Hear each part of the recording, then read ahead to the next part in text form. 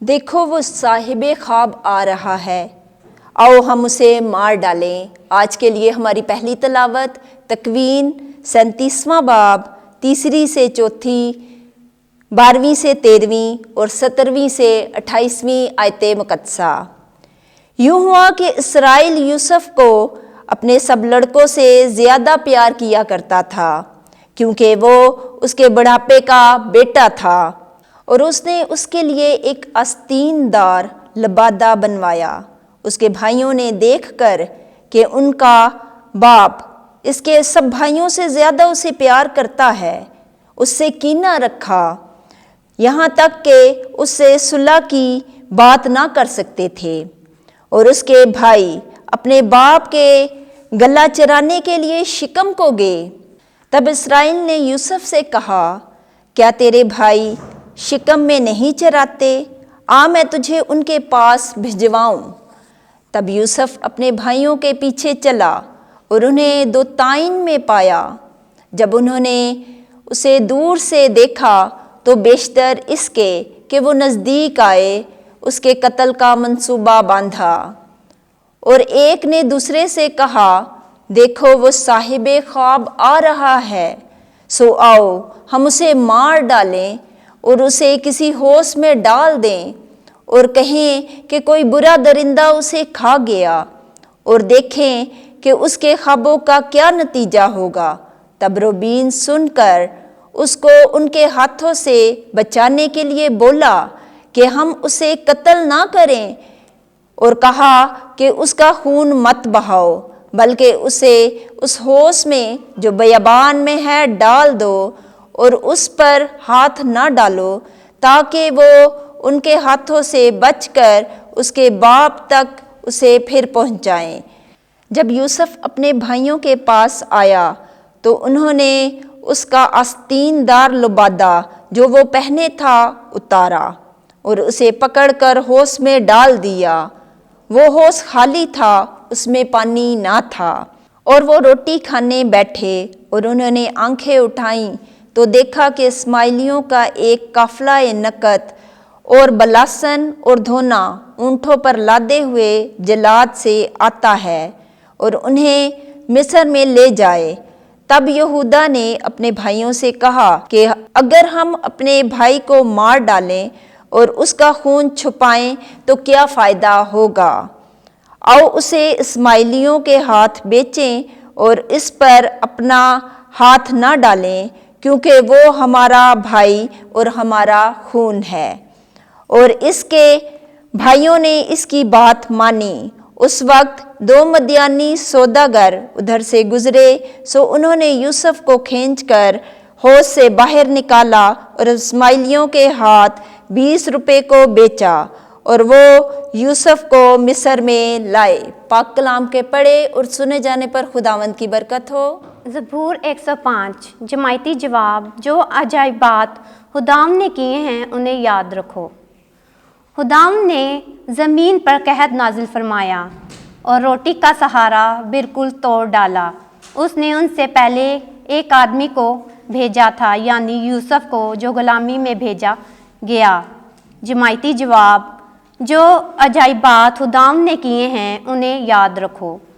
انہوں نے اس کے پاؤں کو بیڑیوں سے باندھا اور اس کی گردن لوہے سے جگڑی رہی، جب تک اس کا سخن پورا نہ ہو۔ خداوند کا کلام اس کو آزماتا رہا۔ جماعتی جواب۔ جو عجائبات خداوند نے کیے ہیں انہیں یاد رکھو۔ بادشاہ نے حکم بھیج کر اسے رہائی دی، اور قوم کے حکمران نے اسے آزاد کیا۔ اس نے اسے اپنے گھر کا مختار اور اپنی ساری ملکیت پر حکمران ٹھہرایا۔ جماعتی جواب۔ جو عجائبات خداوند نے کیے ہیں انہیں یاد رکھو۔ خداوند آپ کے ساتھ ہو۔ انجیل مقدس متی کے مطابق اے خداوند تیری تمجید ہو۔ 21واں باب 33ویں سے 43ویں آیت، پھر 45ویں سے 46ویں آیت۔ وارث یہی ہے، آؤ ہم اسے قتل کر دیں۔ اس وقت یسوع نے سردار کاہنوں اور قوم کے بزرگوں سے کہا، ایک اور تمثیل سنو۔ ایک مالک مکان تھا جس نے طاقستان لگایا اور اس کے چوگرد احاطہ گھیرا اور اس میں کولو گاڑا اور برج بنایا اور اسے اجارہ داروں کو اجارے پر دے کر کسی اور ملک کو چلا گیا۔ اور جب پھل کا موسم قریب آیا تو اس نے اپنے نوکروں کو اجارہ داروں کے پاس بھیجا کہ اس کا پھل لیں، مگر اجارہ داروں نے اس کے نوکروں کو پکڑ کر کسی کو پیٹا اور کسی کو مار ڈالا اور کسی کو سنسار کیا۔ پھر اس نے اور نوکروں کو بھیجا جو پہلوں سے زیادہ تھے، انہوں نے ان کے ساتھ بھی اسی طرح کیا۔